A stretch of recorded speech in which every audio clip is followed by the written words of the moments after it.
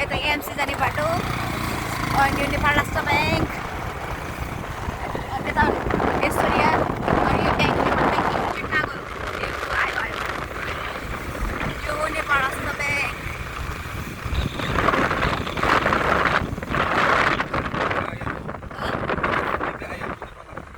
आउनु पैसा लुट्नु पर्दैन देशको पैसा बचाउनु पर्छ हामीहरूले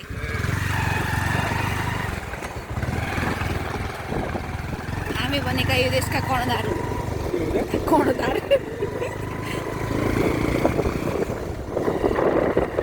यता बस्नुहुन्छ यहाँभित्रै हो अनि यो ठाउँ भनेको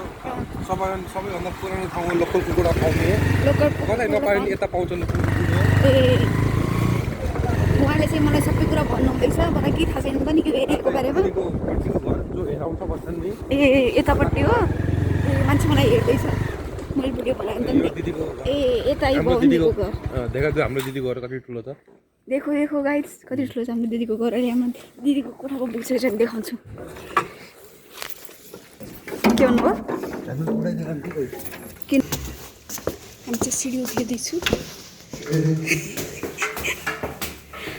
दिदी यतापट्टि हो अलिक भित्रसँग फेरि